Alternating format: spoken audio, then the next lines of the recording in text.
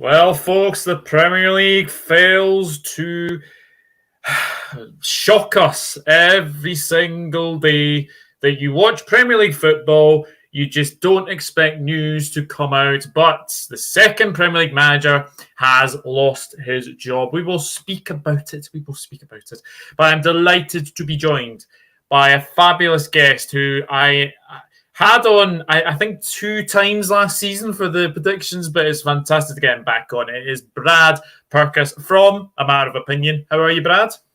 I'm good, thanks, mate. Yeah, it's good to be back on again. It's been a while. I do enjoy the prediction show, so it's good to be back on your channel, mate, doing one on here. Yeah, it's great. It's great to have you back on as well. Yeah, just tell people where they can find you. Just tell me a little bit, obviously, about A Matter of Opinion, because I absolutely love that name of the channel. Yeah, so basically you can follow me on Twitter. That's at Fulltime Focus, and you'll find the link to my YouTube channel, as Doug's just mentioned there. It's called A Matter of Opinion. It's a weekly show. Pick a topic. So I've done 90s nostalgia. The recent one I did was what I considered the problem in today's modern football is. I've done various other shows on various topics, and it's just a place where it just allows you to have your opinion without thinking someone's going to laugh at you or criticise you for having your opinion and your take on things. It's a place that I've always thought, the YouTube community, we lack a bit of it. Sometimes we maybe watch a video and we go to type something and then we realise, oh, well, someone's going to just disrespect me for that. We don't tolerate here. We welcome all opinions. And that's exactly what it is, mate. That's the channel, yeah. So just follow me on Twitter. The link to it's in there. And cheers for that. Yeah, absolutely, indeed. Let's say hello to a few people, because there's a few people in here. SmartCat1 as a big Chelsea fan, so it is such a sad day, as he says. Hello, Nick Knack. Hope you're good. Thomas VDB as well. Do not know what we're doing. He's such a great manager and won us UEFA Champions League. Literally, when we were in such a bad situation, also can change players like Rudiger and Mount. Yes, we will get on to the things happening at Chelsea, because things have escalated. Let's just say that anyway. But before we do begin, now, obviously, the last 2 weeks, because we actually had one game remaining over week 5, I will say that the result between me and Ant was very, very close. It did come down to that last game. Unfortunately, Ant only got 8 points. I got 9 points, so I did beat Ant. And the high scores in the comments for week 5 were Hassan Ali and Reece Gaming Arena, both coming away with 9 points. Let's just say week 6, I had an absolutely disastrous week. I got one point. 1 point to Chris's 4. So well done, Chris. He said Chelsea to beat West Ham by 2-1 and Tottenham to beat Fulham as well. But the high score in the comments, it was a very, very low week, as you could expect. Balam got 7 points. So what does that do in terms of me versus the guest? It is 3-3. So a chance for myself to go ahead again, or there could be a draw, or it could mean that the guests go ahead again. Nick Knack says, don't worry, Sportcat, I hear that Brendan is in the running. Nick Knack says, I've heard that too. Don't particularly want him. Probably want Zidane or Potter. Well, we will get onto it. Don't worry, indeed. Yes, the first game to preview and predict is Fulham against Chelsea. Well, it is all change. All change at Chelsea. Let me see if I can share my screen.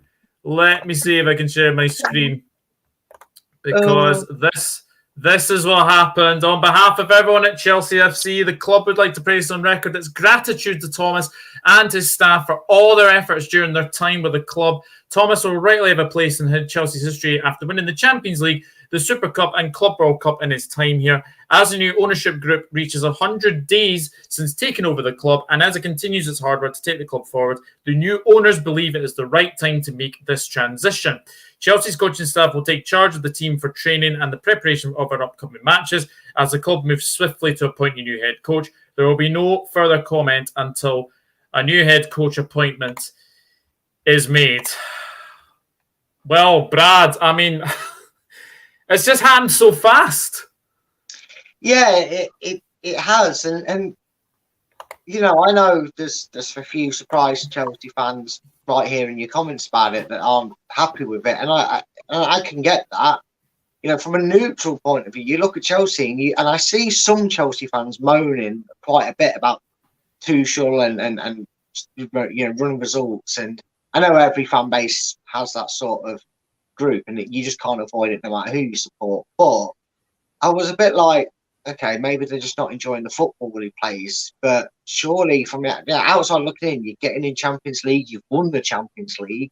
Yeah. I thought maybe I kind of half hoped that maybe new ownership, different regime, they'll allow him time. Surely he's got to be given a fresh slate, as you would under there. They can't, you say you don't judge people on the past experience, whatever they've won before. It's what they do while they're there. Well, start afresh, but Chelsea still being Chelsea, it seems, in terms of getting rid of them. And to any Chelsea fan here, I don't know if they've noted, because it's a black kit, who I support. This is purely tongue-in-cheek, but no, you can't have the refund on Fofana. Yeah, it wasn't great. It wasn't great last night. I'm starting to think that our monks actually cast voodoo spells over players that we sell for money, like Maguire and Fofana. I know it's only 2 games in, and his first game, he was quite good for them by all accounts, but just to have that little moment, it was nice to see that he had a bit of a mare for you. It has. It certainly has. It certainly escalated fast, because this happened at obviously 10 o'clock this morning, and then obviously the news that Chelsea have been able to get permission to speak to Graham Potter of Brighton. Yeah. Isn't it weird? Isn't it weird how things happen? That Brighton win 5-2 against Leicester, and yet it looks like Brendan Rodgers is keeping his job as Leicester manager, and Graham Potter looks like he's leaving to go to Chelsea. Yeah, well, out of the two of them, who's looking the more fanciable for success? The guy who's dragged the team to 20th, or the guy who's got his team sat in 4th? I said to you before we went live, and funny enough, I still am quite baffled how relaxed Brighton are about letting the approaches. They knew they were going to lose. Majority of fans knew they were going to lose Bissouma. I think that was like one of the most common known things that Brighton fans had accepted he was going. I think the sucker punch quite clearly was Mark Cucurella. Are you thinking most teams lose at Brighton, teams like that, Brighton, West Ham, and that sort of bracket that aren't a big 6 or a top 6 club? You think you lose such 2 key elements to your squad that did so well the season before? How's he going to manage it? And you look at what he's done. I'd be fighting tooth and nail. I'd almost, like I said to you jokingly, I'd almost wait for him to put in his own transfer request if he really wanted the Chelsea job that badly. Look, and if they do, and they obviously will get the approach from him, and if he does decide to go, fine. Now he's got to prove himself at that level. That's why you take that. But honestly, I'm not just saying this because of the fact that I don't think he can do it at Chelsea or at a higher level club. I don't think it's the right move right now. I know they say don't really force him a club, but this is the perfect time to prove himself with Brighton. You lost 2 players and you're having a blinding start to the season. If you get this Brighton team on the cusp of Europe, knowing you've lost 2 key elements to your side, and the way you've developed your squad over the years, sending players out on loan, making them first-team players, and what you've brought with that money, that even increases your likelihood of getting this job, and the fans being confident in what you're doing. Yeah, I think it's a long time for him. I think it is as well.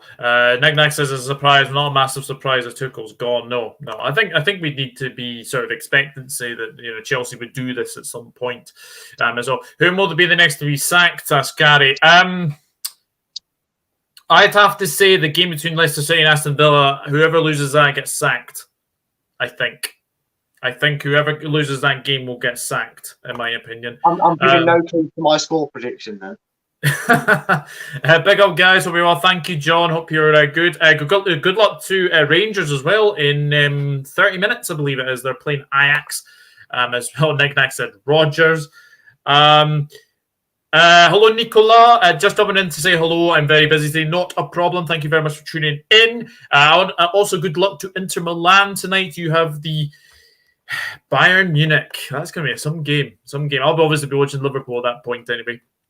Roy is literally a joke, honestly. He's made so many videos literally saying Tuchel out, and now today he's absolutely gutted and saying it was a really bad decision.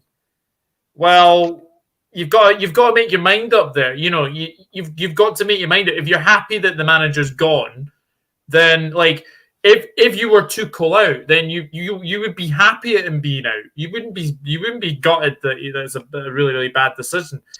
Yeah, that's absolutely ridiculous. Who do you think would be the best manager of Chelsea?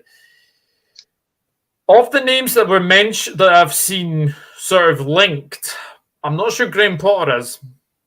I mean, Pochettino has been linked as well, and then I saw some strange one which ain't happening.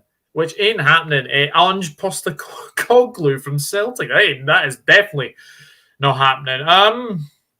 I mean, suppose Zidane possibly. I mean, what do you think, Brad? Who do you think's suited for that Chelsea job? No one right now that's available. To be honest with you, it's a difficult situation. They're going to poach somebody. Clearly, by the approach they've made to Graham Potter, they probably.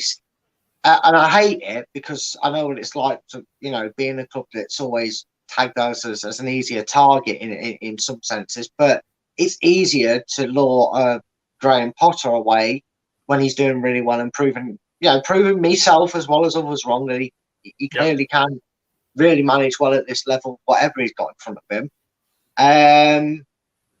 But anyone else that's really available, I don't think Chelsea's a hot prospect right now. And that sounds weird given what he's brought to them, but right now you're thinking these owners haven't even been in the door 5 minutes and they've already pulled the trigger. Who wants to do that when they're going to get time? They're not. I just don't see it as a very appealing job to a manager with an ego, I guess. No. I absolutely agree. But to me, Todd Bowley is just Roman Abramovich in a mask. He's fooling absolutely nobody. Seems that one. Absolutely nobody. He is fooling absolutely nobody. Nick Nax says Sean Dyche.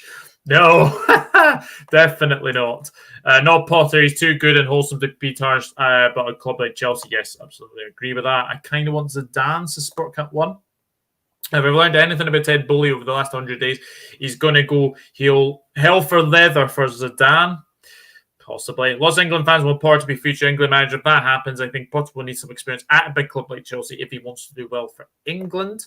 That's a good point, actually. Chelsea's a bad job for any manager just now. I absolutely agree. And this is the thing as well, which doesn't make sense. They spent all that money, £284 million, on all these players that came in over the summer. And basically, like 5 days later, after the transfer window shut, you're getting rid of the manager. It just doesn't make sense. Well, the only thing that reveals to you is they were signed for their name.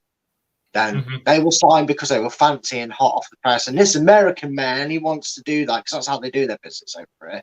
They want to buy pop names. So look at what happened when. Is it any coincidence that Liverpool signed Carroll? As hilarious it was, he was hot property. And them Americans sat in their box and went, "Oh man, he's really cool. We need him at Liverpool because the fans will think he's great and he'll sell shirts." Exactly why they've done it. Yeah, it's exactly why they've made these transfers. I don't think Tuchel's had any play in saying in much transfer activity even without these here. And that pretty much tells the story. It weren't his business, or at least not all of it was his business, if they're willing to get rid of him that easy. Yeah. Shannon said, I thought he would last longer, but do think it's the right decision. Oh, interesting. Think it's the right decision. Potter, 77% favourite for the job on the exchange. Yeah. So and Bamian was excited to work for Tuchel. Yeah, but that's the thing, though. A couple of the Chelsea fans in the comments are saying, one of them said, this guy will go hell for leather for Zidane. Then why are you even ringing Brighton? With the greatest respect, why are you even ringing that? Why don't you just let the dust settle, go hell for leather? Because it doesn't sound like it. Because if you want Zinedine Zidane then as your manager, then you go for him. You don't make him an option B. No. So I don't read into this into down. Oh, the walk over broken glass to get him or whatever the same. Because go for him then. Don't ring up Brighton on a chance that they pick up. Yeah. You know what I mean? Fulham, I have to say, I have been very, very impressed with them. I know they lost narrowly. To be fair, they haven't actually been thrashed this season. They've actually lost narrowly to Arsenal. They've lost narrowly to Tottenham, but they are at home this weekend. You'd have to say, on current form, Fulham are slight favourites going into this one. They are, but there's one thing that you said that I'm going to just go off there, and they haven't been thrashed yet.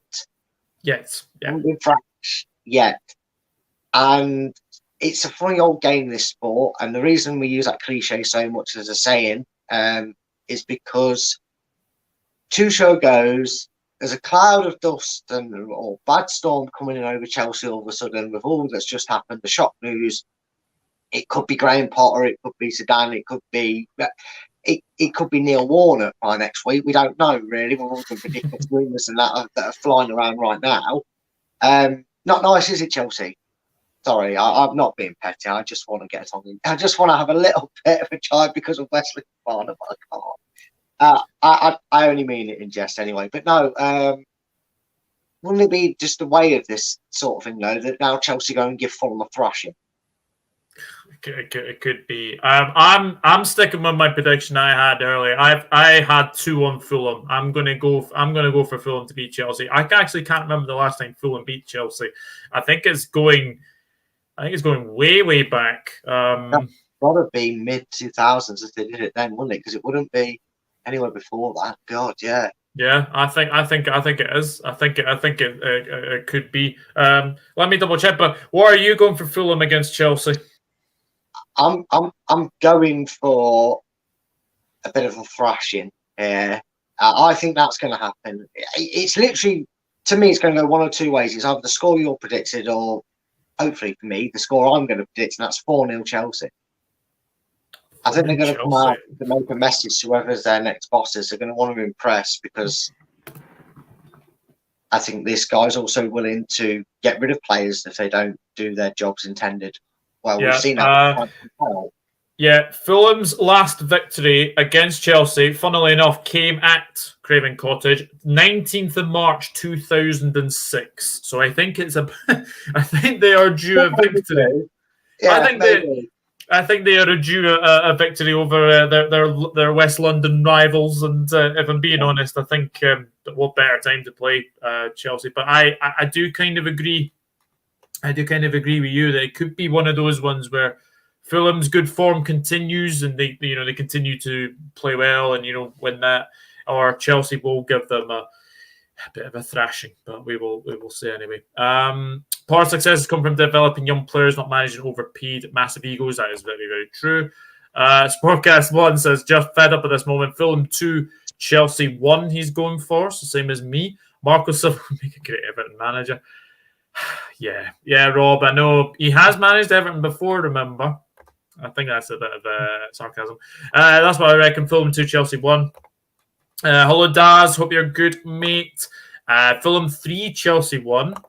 Daz has gone 3-1 Fulham as well. I don't think anyone's agreeing with you so far. If I turn out to be right for once. Did Raheem Sterling to be offside 48 times? Wow. Arsenal Liverpool didn't thrash Fulham, so I very much doubt a managerless Chelsea will. Yeah, I absolutely. Well, we shall see.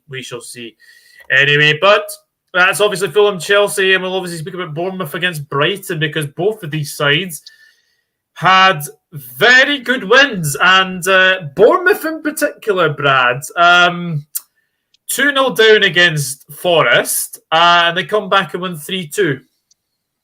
Yeah, they were dead and buried, and you was probably already starting to write a couple of paragraphs on Facebook or Twitter saying how Bournemouth were already down in the worst premierships I'd ever. Most people were, not just because they were 9-0, but they were getting beat badly, and then they just turned that around. They just completely did themselves a favour, because that's huge psychologically, because Forest were feeling pretty all right, and then to lose that game from 2-0 up, trust me, we know how that feels. We know how detrimental that can affect you mentally in the long run. So, as long as Forest are suffering some pain, I don't feel so bad about being bottom of the league.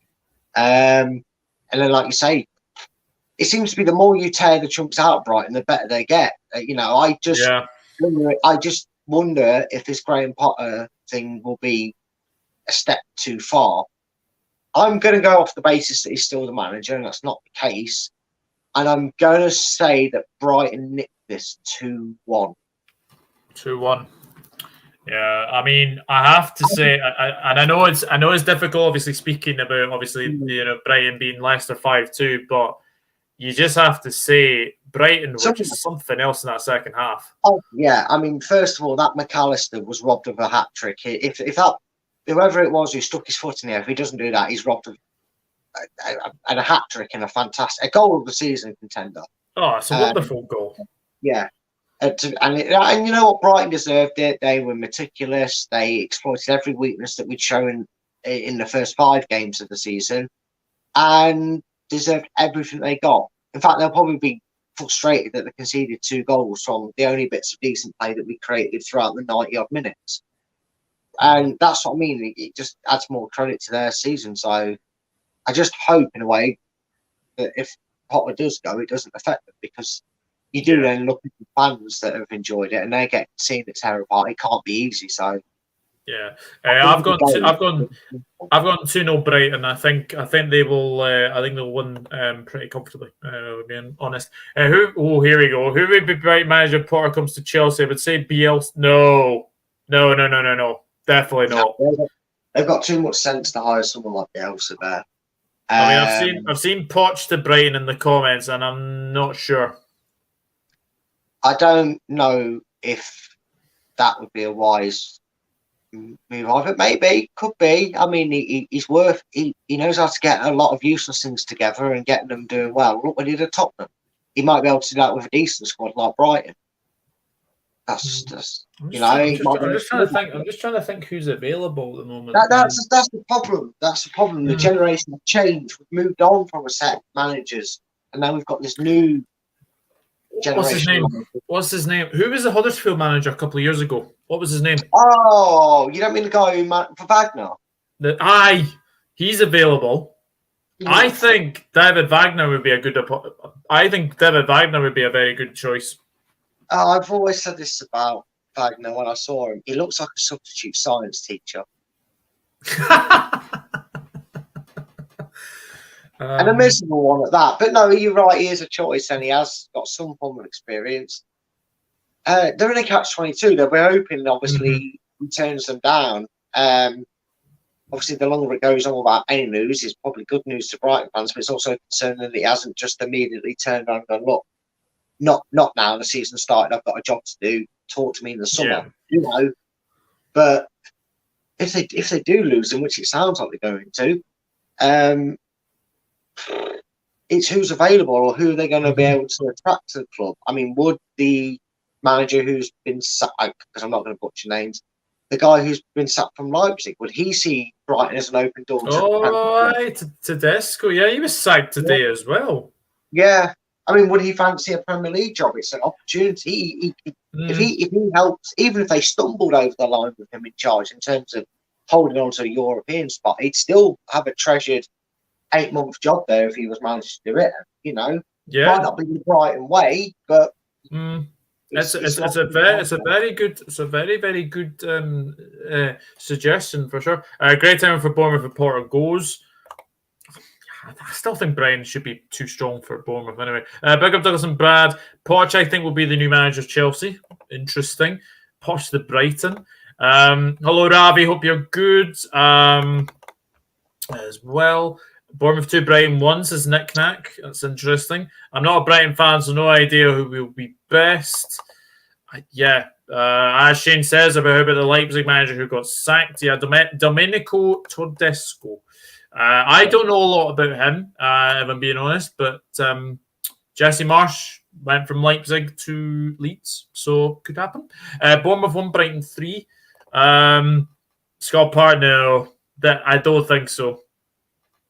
I don't think Scott Parker's going to get another Premier League job for a long, long time. I don't see him Scott getting a Parker's Premier League job. just not good enough. No. It's just not good enough.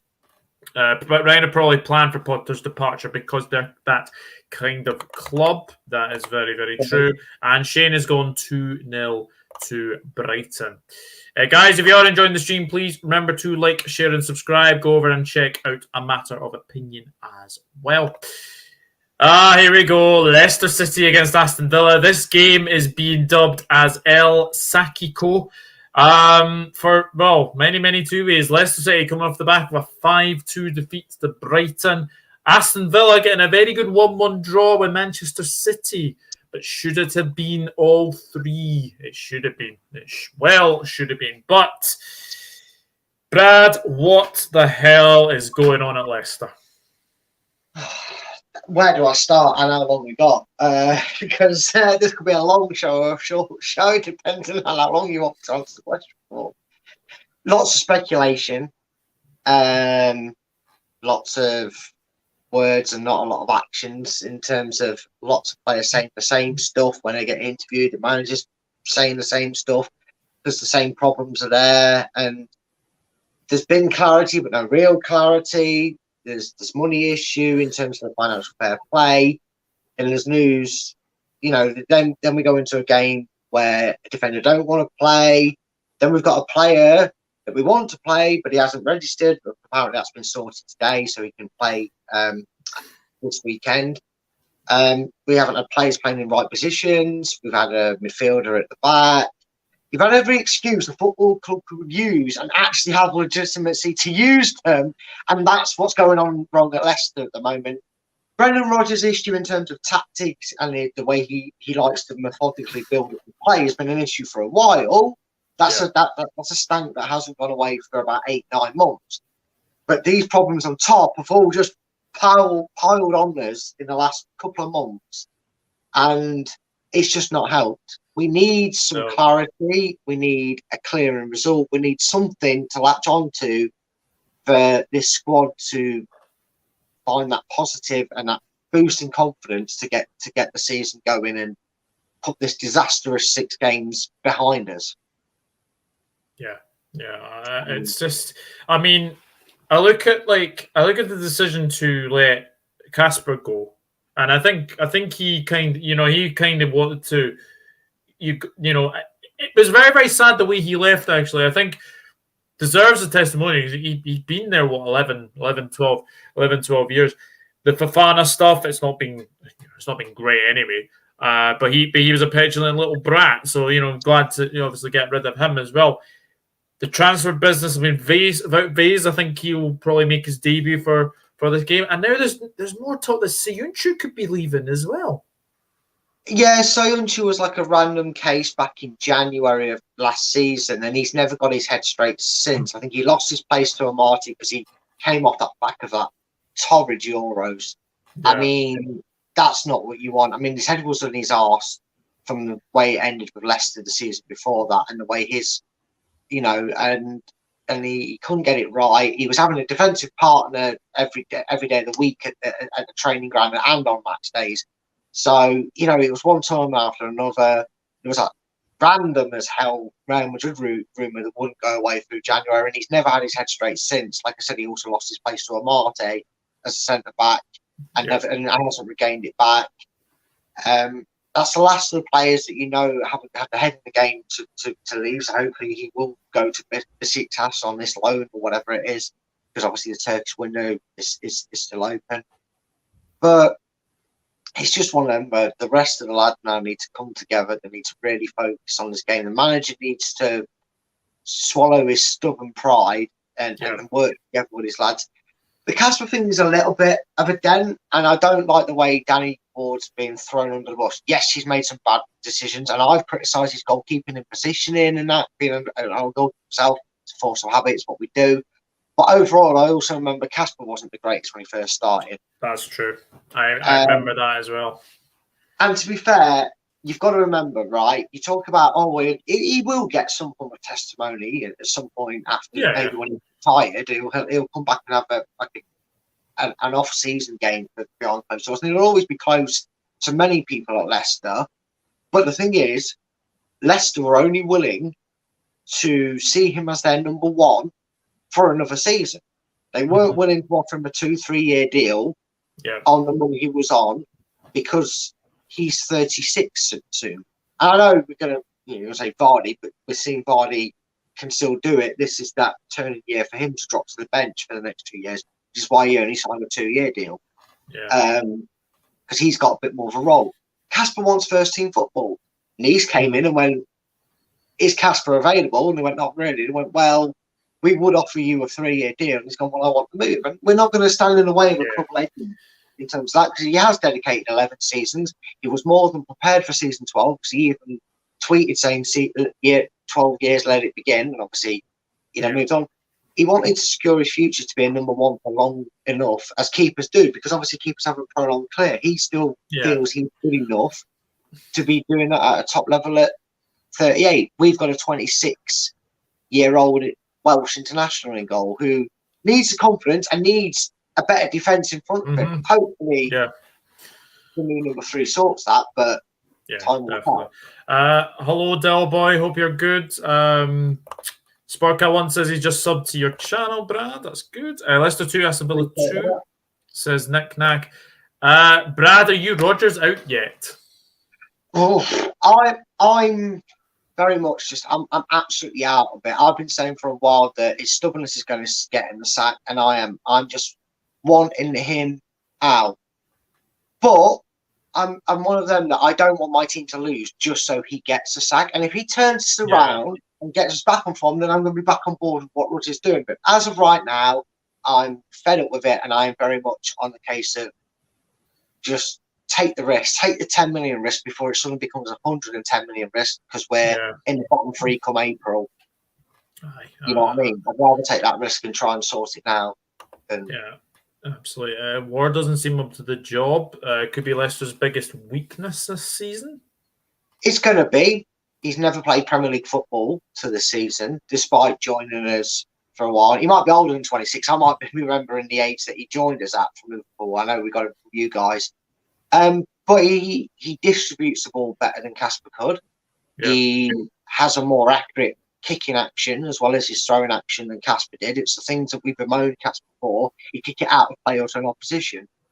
He's not as spry on his feet as Casper. Casper was very good, like his dad, at making the goal look very, he'd spread himself out, and even if he was a yard or two short of where he wanted to be, because of how he made himself stand out, it compensated that.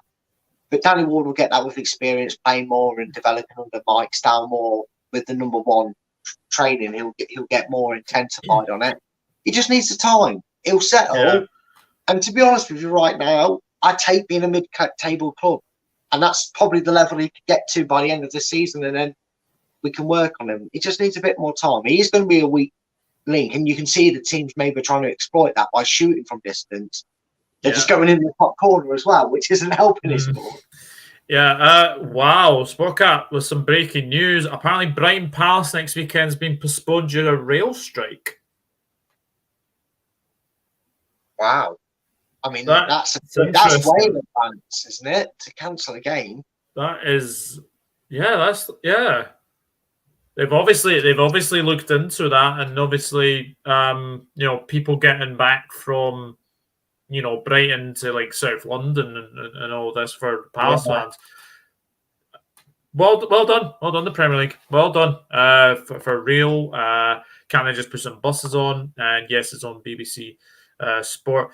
Aston Villa, you have to say, last weekend I thought they were robbed against Manchester City. They seem to like playing Man City, like the team that's just been mentioned there because of what's gone on with their game. But Crystal Palace and and Aston Villa have suddenly become bogey teams for Man City. They haven't they? They have been. I hate to bring it up, but they were seconds away or a couple of minutes away from handing you the title. They caused a stink, I think, the season before as well by drawing with them, or earlier in that season, and they've drawn with them now. And that's probably them returning the favour to you, because 7 points even at this early stage, it gives you a thing going, God, I hope they don't do to to us what you did to them when it was like 18, 19, 20 odd points. Because that's how quickly, Liverpool and Man City can get away from anybody, respectively. So it's a blessing for you guys to have that to keep it within 5, even in this, like I say, even though it's really early doors, as ridiculous as it sounds. Oh yeah. You two are in your own little class. It's hard to catch a gap of 3 points sometimes. Yeah. But and that's the thing.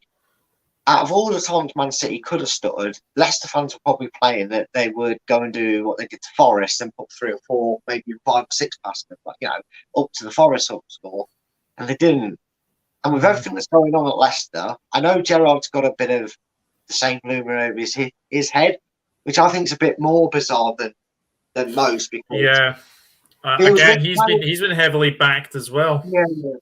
But it does feel a bit panicky because now he's had his chance to get settled. It feels like, because it's not gone the way it did when it started his career, when he joined Villa in the first 6-7 games, brilliant because he gave them that new burst of energy. But now he's got what he wants. It's almost like his time to sort anything out has become a lot shorter. He's suddenly on the same talk, like El Sacchio, like you said about this game. Yeah. It's weird, and unfortunately, I know I said Rodgers out, and I don't want my team to lose. So that's why I went for a 0-0 draw on the show that I do on a Leicester show. I can stay low there. It's in my blood. I have to do it. But I can honestly see Villa winning this 2-0, and it pains me to say it. 2-0. I tell you something. I've got Villa winning this as well. I've got them winning 2-1. But do you think it could be the end for Rodgers if they lose? Yeah, I think this is literally. I think either board pull the trigger. But I'd still give you 10-1 odds that Gerrard gets sacked when Villa win and Brendan Rodgers somehow keeps his job. I still wouldn't put it past them if that somehow happened. But yeah, I can see Brendan Rodgers getting the boot here. I think maybe Leicester will do well for 60-70 minutes. The new lad will probably have a fairly steady game, and then Brendan will change it, and he'll make us all scared, and he'll want to shut out 0-0, and then Villa will go and score again, and then they'll win it. That's the attitude he's got us playing at as the moment. Yeah, it's on BBC Sports, the Sport Cat. Leicester 1, Villa 2. That's definitely the end for him. Yeah, I've said 2-1 to Aston Villa as well. Leicester 0, Villa 2, says Sport Cat 1. Surely Gerrard brought more time, some time with the problem. Yeah, I think he did. I think he did, and I think it's a little bit too early to be calling for Gerrard's head. And it actually happened to us with Powell. He was virtued on the sack, and then we played Chelsea and Man City and beat them both. And I think that extended his torrid reign for another 8 games. So I wouldn't be surprised if even a draw against us will extend Gerrard's breathing space. Aye, I think they just need to. Obviously yourselves and Villa need to just start getting wins from somewhere. Anyway, but could be an interesting game, that one at the weekend. Now as for my lot, Liverpool against Wolves. Liverpool 0-0 against Everton last week. Wolves beating Southampton by 1-0. And the news is that Wolves have managed to get a work permit for Diego Costa, so it looks like he could be making his debut at Anfield. He's going to get sent off at Anfield. Go on, come on. He's just going to punch the referee square. As soon as the whistle goes, Diego Costa's going to pop. Yeah, I can see that. I can potentially see that as well. It's just a shame Jordan Henderson's injured, so he can't square up to him. Anyway, how do you see this one going? Oh, Diego Costa playing will make this game the most entertaining game I'll watch because I'll be waiting for that red card moment. Diego Costa. I kind of want to leave it now till I know who's in the team sheet to predict this game because if he starts, I can see him scoring and getting sent off. You know what? For that reason, I'm going to change my original prediction from 3-0 to 3-1 Liverpool because I still think you'll win. I don't really think that Large has done anything to the team since Santos left them. Nuno. What happened to him? That's a name that could be linked with the Brighton job. I don't think they want that, but it's a name that was, did well with Wolves. But anyway, yeah, I just think if he's there, I can see him doing a Cantona. I can see him take, but in a goal celebration, he'll score a goal, rip his shirt off, get yellow card in the boot, the chest off, happy. Then just sling his shirt at the manager and walk down the tunnel, and that'd be the end of Diego Costa. It could well be. It just. Yeah, guys, Diego Costa back in the Premier League hasn't played for Spain since I think it's early 2018, so it's been a long time since he's played. Both Chelsea and Liverpool started this season poorly. Yes, we have. I would agree with that. Liverpool 1, Wolves 0, says Nick Knack. 2-0 Liverpool. Liverpool 2-0. Potter won't leave Brighton. He's still doing bits there still. Well, we'll wait and see. We will wait and see. But yeah, hopefully, Liverpool get a victory at the weekend against Wolves. This game, Southampton against Brentford. I mean, Southampton lost 1-0 against Wolves, and again, I thought they were very, very good. Brentford, I've lost times. How many times I'm going to say, let's praise Brentford, let's praise them for their attacking football, but 5-2 against Leeds United is very impressive. Yeah, it is, and I can't remember whose show it was I was watching. It was a YouTuber's show, I think it was pointed out that the two games that finished 5-2 were won by the teams that start with their names initials BR, and they beat teams whose name starts LE. So if you were on that basis, you'd have thought that it duplicated because BR5 would have beat 2 would have beaten LE, and maybe it's just what's in the water. I just want to calm Brentford fans down. I give them mad respect for how they've been and how they've gone about this season, because everybody was expecting Sheffield United 2.0. But can we just calm the Ivan Toney train? For 5 goals, I get it. Okay, he's had a good start, right? But he went missing for a good chunk of last season and then went on a goal glut again. He's Callum Wilson levels at best right now in terms of he could definitely get you 10 to 15 goals. I'm not saying injury or quality. I'm talking what he brings to you in the tally. I'd love him to keep going, improving himself and then getting him in the squad. But can we just take the English tax off the guy for 3 seconds and just let him play a full season and maybe show us over 38 games what he can do consistently second time around? And then if he does do it, happy days. Southgate or whoever's in charge of England at that point, take the wheel sort of thing. Get yourself in the England squad. But I mean, I think they'll win this game. I know Saints have the odd random game around them. They're probably the most weirdest team to play because sometimes they're actually, that's why they're near the bottom. And I'm going for Brentford to win this 2-0. 2-0 Brentford. Well, believe it or not, I actually have a 1-1 draw for this because I can never predict Southampton games.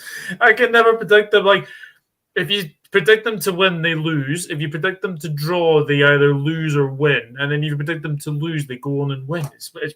I know. They are. They're a coupon buster side in the type, aren't they? Big time. Because you bet literally go south after that. And you're just like, oh. Yeah, absolutely. Nick Knack says Costa hasn't played any football since January, been a free agent since then. Yeah, he was at Atletico Mineiro, I think, and he got. That don't matter. Don't matter. Don't worry. He's only coming on for the elbow to the jaw in the 90 minutes. He's coming on for banter in the band, mate. He's not playing football. Aye, Dave. Good afternoon. I hope you are well, my friend. Good to see you in here. He's going 1-1, the same as me. Southampton 2, Brentford 2. Says Shane, and Nick Knack's going for 2-1 to Brentford.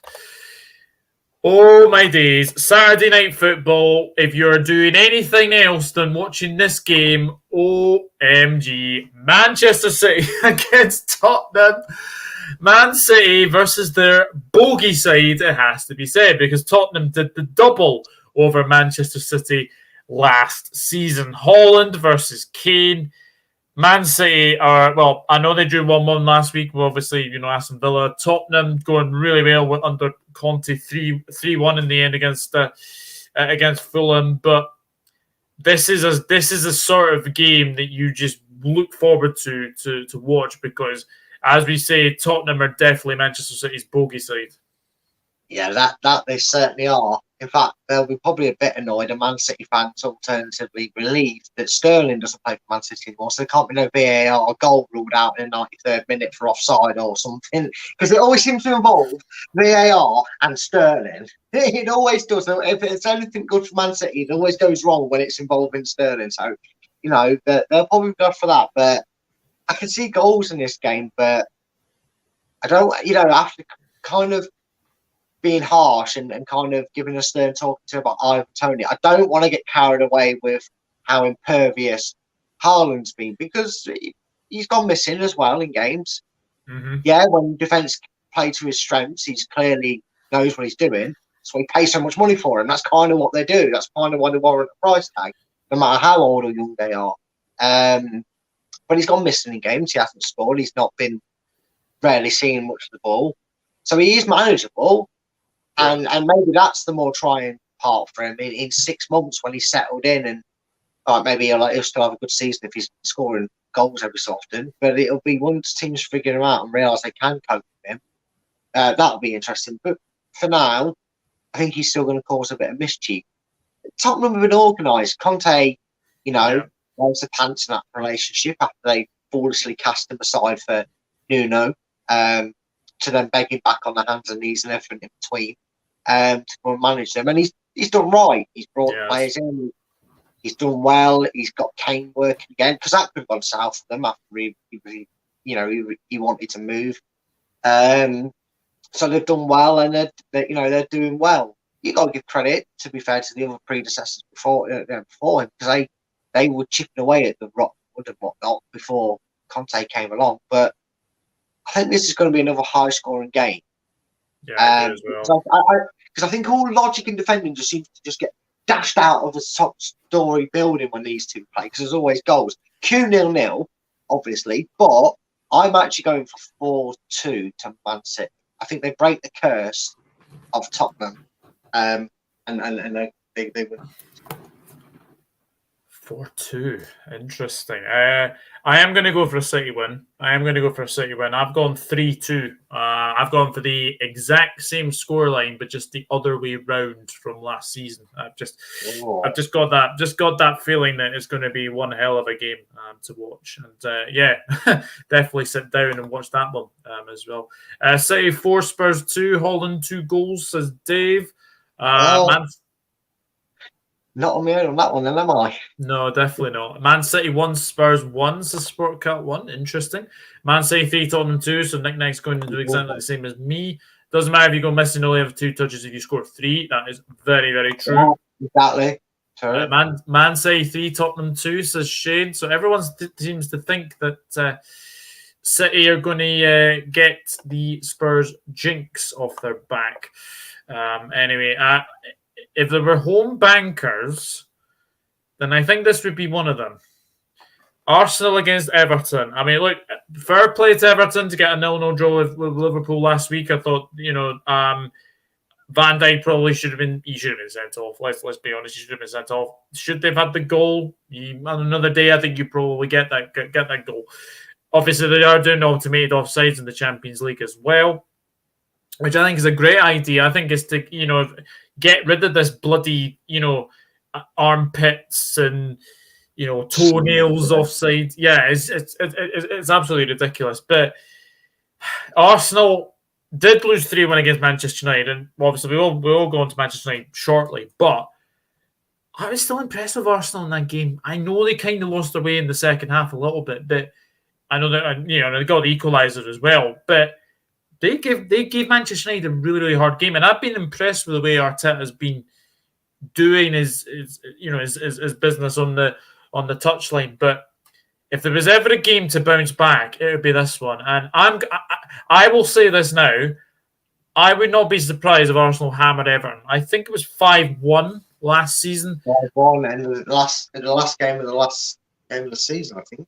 I am going 5-0 Arsenal. I think what's going to happen is that Arsenal will bounce back from this, and I am going to go for a a 5-0 hammering of Everton. So it's funny you said that, because I said that on the other prediction show, and this is the score I'm going to stick by. I agree with you. Sorry Arteta out parade, but you've actually got a manager that's been trusted and been patient with, and it's slowly but surely paid off. Great work in the transfer window. He's cleared out all the deadwood there. I mean, Chelsea brought back Aubameyang like a boomerang, which was very strange.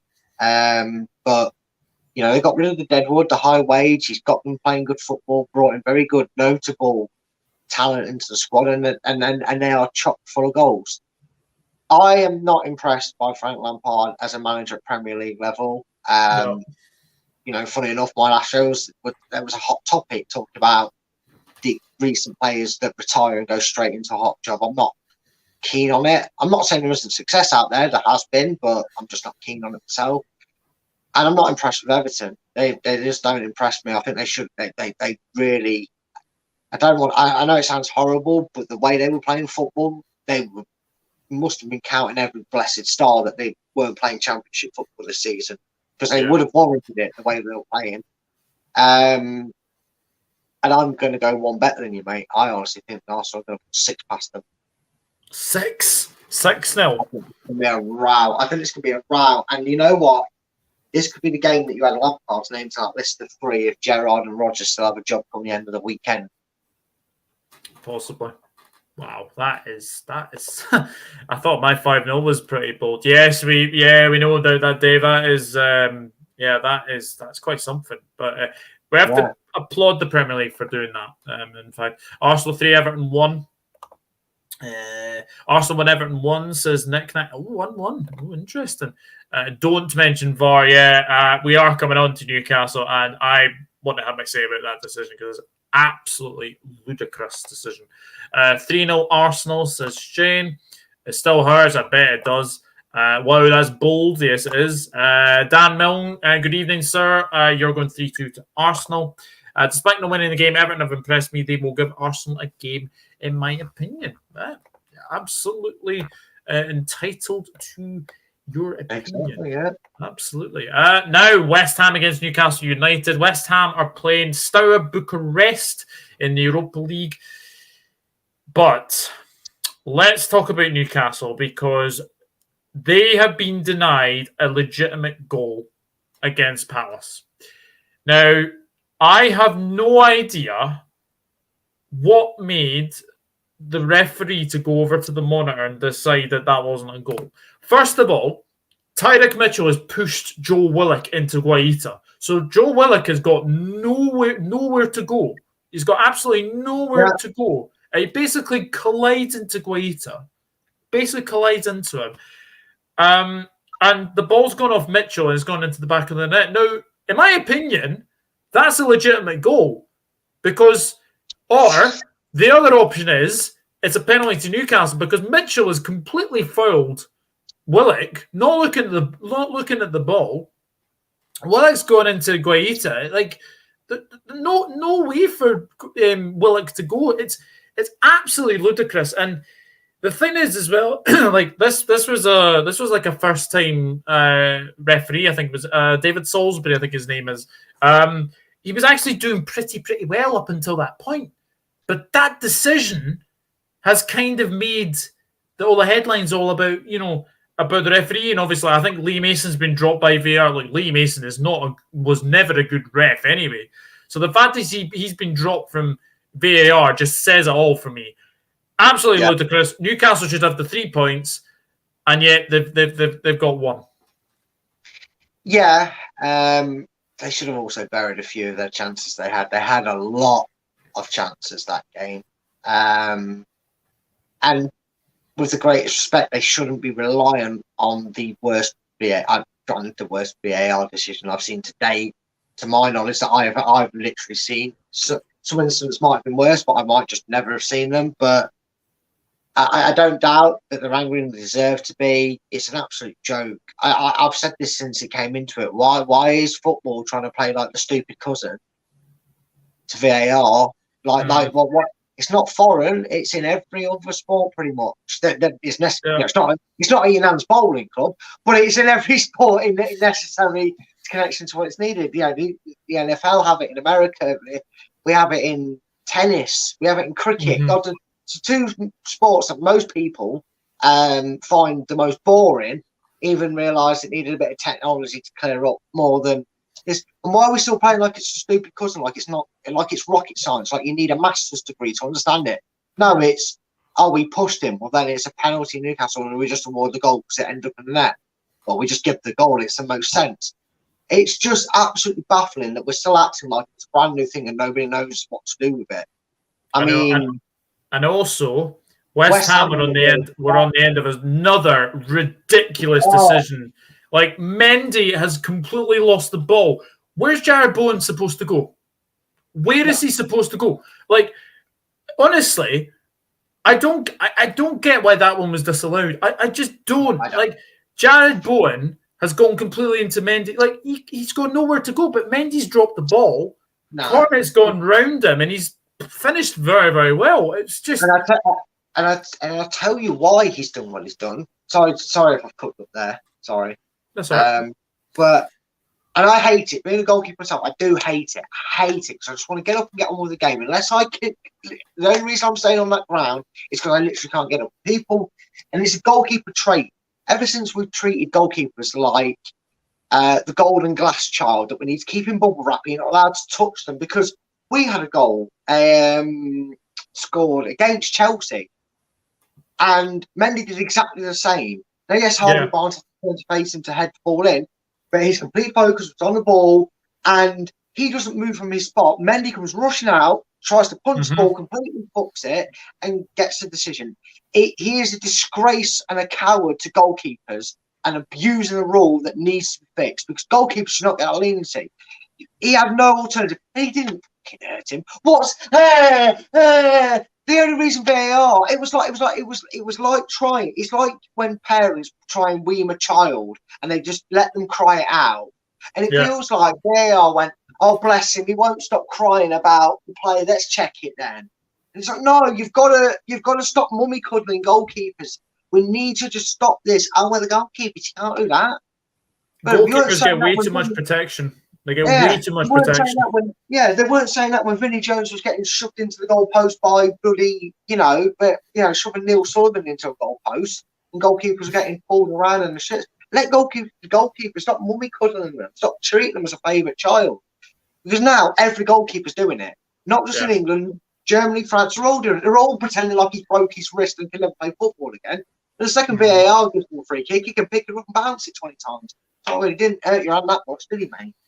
It's ridiculous. Absolutely ridiculous. And, West Ham and Newcastle should have, points from those. Well, obviously, I know West Ham lost the game 2-1, but they should have had a point. Yes. And Newcastle should have all three against, Crystal Palace. So this game is very difficult because obviously West Ham are obviously playing in the Europa Conference League, I think it is, against Steaua Bucharest.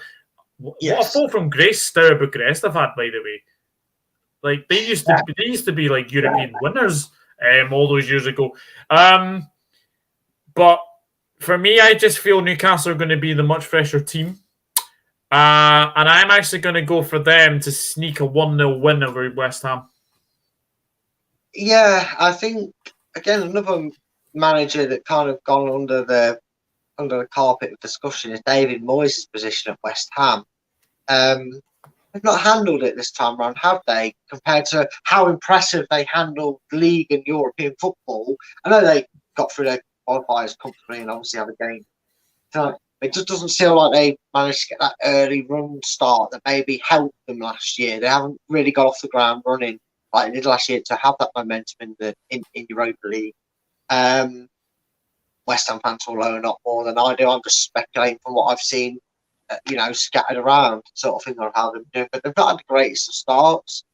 But they have seemed to have found a little bit of their own feet on the floor.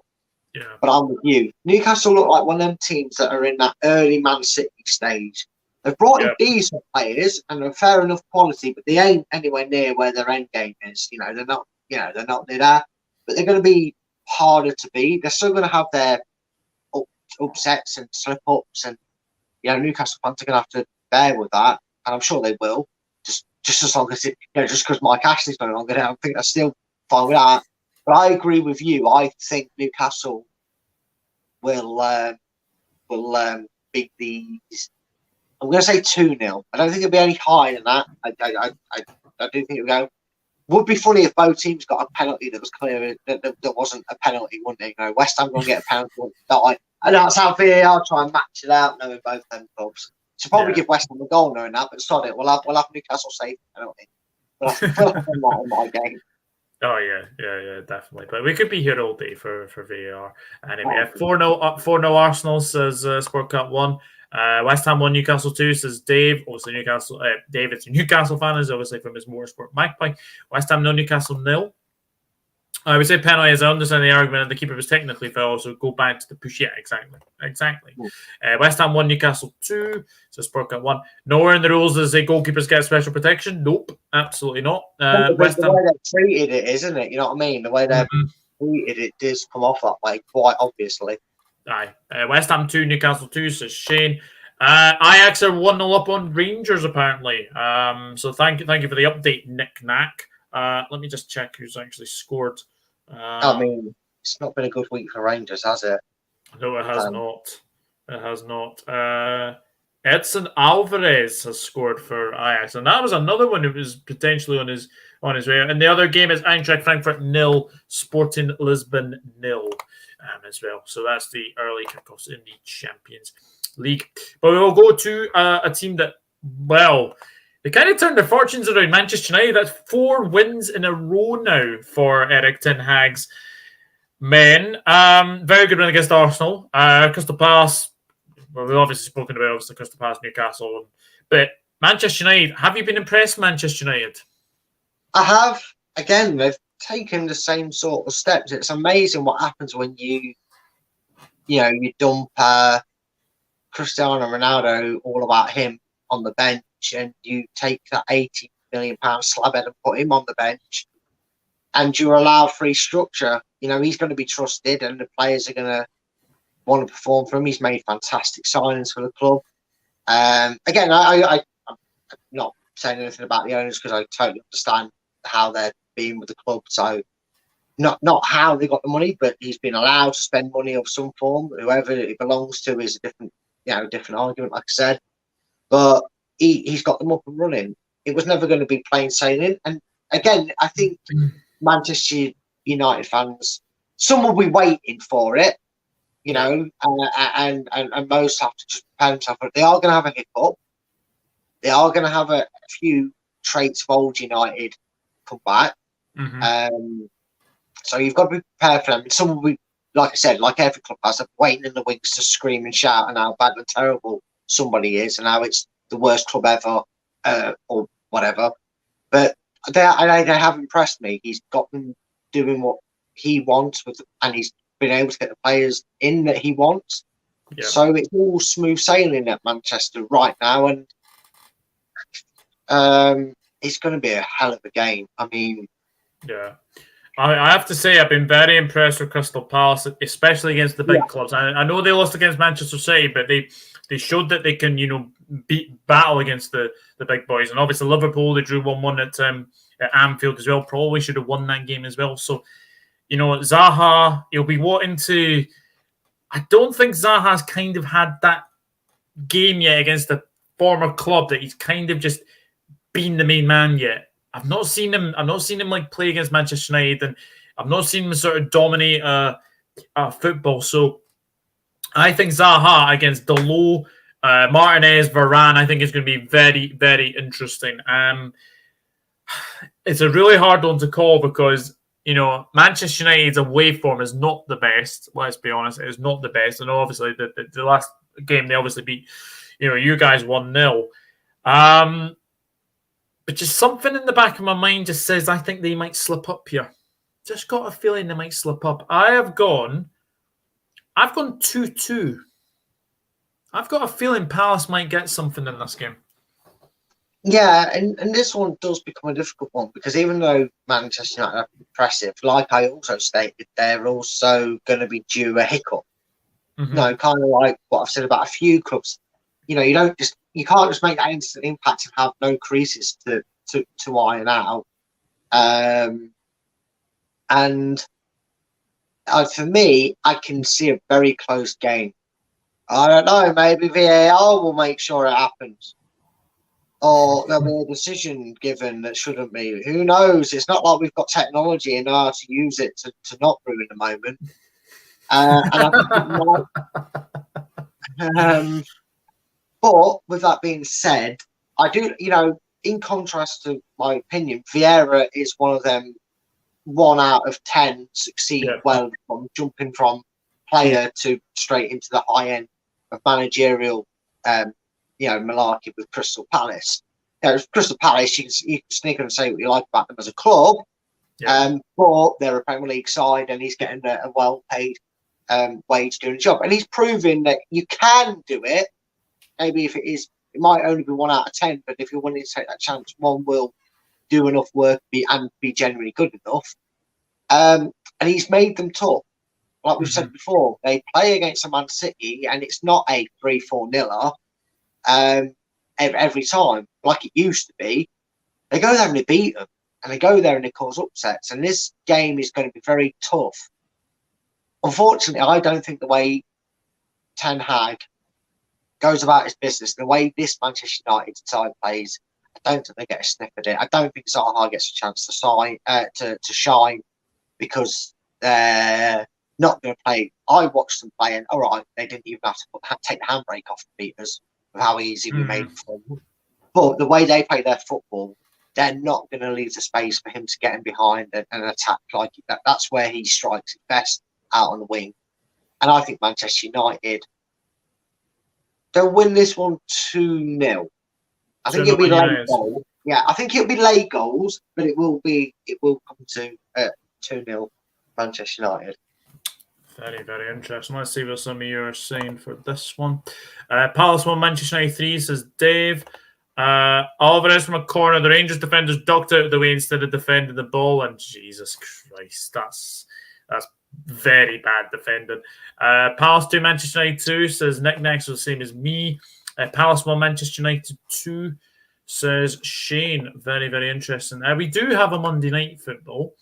And it is probably against two teams that, Brad probably is like, do I really have to predict these two? Because I know that he doesn't like both of them for obvious reasons. Obviously, Nottingham Forest because they're Leicester's biggest rivals, but Leeds United, I think everyone kind of hates Leeds United. But you have to say, Leeds have actually kind of surprised me a little bit because the way that they've been playing recently, I know they obviously lost 5-2 against Brentford, but they should have had a penalty.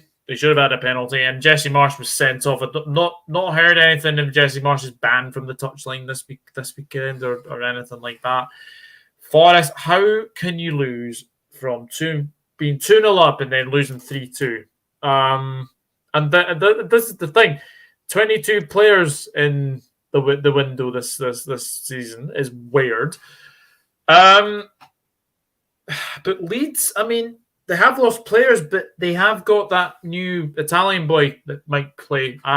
Name has gone for me. Gononto, I think his name is. I don't know. And I just don't see Forest getting anything from here. I'm going 2-0 to Leeds. The worst thing is, the worst thing about this fixture is, not only is this the second time I'm going to have to give a prediction on it, but I'm going to have to do it twice more. I'm at least going to have to do it once more, if not twice more in my time. And I've just never been a big fan of Leeds, first of all. I just never liked their... Just don't like them. I can't, you can't pinpoint a reason, man. I grew up not liking them. Floris Fowler, irrelevant. This is a crowning achievement since the 80s. Well done for them. Go back to the Championship. I can't predict them both to lose 10-0. And I don't want either of them to win. So I'm going to have to go, this game's going to be so boring that they'll consider cancelling Monday Night Football and refunding people their money because it's going to be 0-0. 0-0. I can't. You know what? They're both going to get. It's going to end 0-0. And they're both going to get fought, and they're both going to get 10-point deductions for being shit. That's my prediction. Wow, there we go. We'd still come third from bottom the way we're playing, but still, at least they'd be below us that way. Leeds 2, Forest 1, says Dave. Leeds 4, Forest 0, says Nick Knack. All right, fellas, 2-1 Leeds, says Pan of Scouse. Hello, Pan of Scouse. Mr. Thomas Owen. Hello, Mr. Evening all. This is the battle of the bad defences. 3-2 either way. It could be 2-0 to Leeds, says Shane.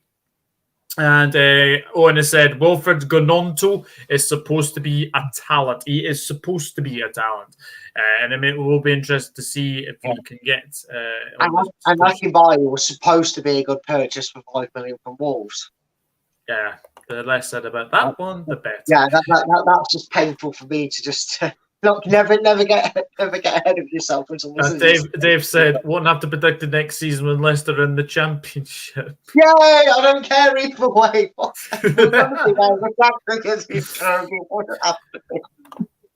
Yeah. Just very, very quickly, were you surprised Dan James went to Fulham on loan? That was random. That was like that was nearly as left field as that like frantic 3 hours that even myself thought Leicester City were getting Marcelo. It's like, I thought, what the hell's happening there?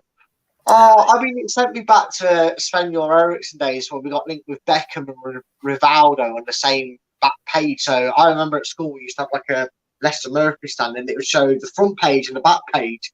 But the news on one side was Leicester after Rivaldo, and the other side it was Sven's talking to Beckham. And it's like, have I just gone back to a parallel universe? And I know it was like reeled in, and we got absolutely fished by someone over on Twitch or something, or whatever the truest story was. But for that like 3 hours, the internet completely melted down. It did brighten up my day that we were linked with 5 times.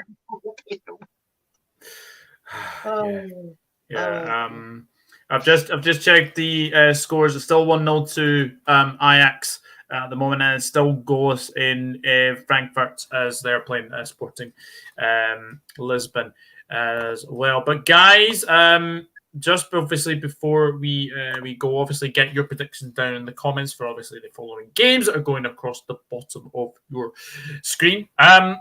Just to clarify what we've gone for. So I'll go for my predictions first. I've gone Fulham 2, Chelsea 1. Bournemouth 0, Brighton 2. Leicester City 1, Aston Villa 2. Liverpool 2, Wolves 0. Southampton 1, Brentford 1. Man City 3, Tottenham 2. Arsenal 5, Everton 0. West Ham 0. Newcastle United 1.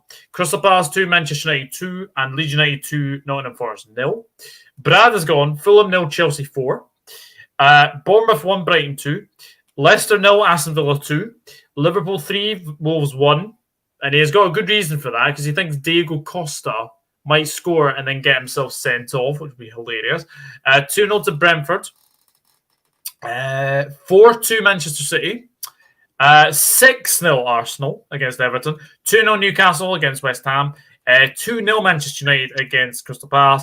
And he has gone 0-0 for 2 teams he can't stand, Leeds United and Nottingham Forest.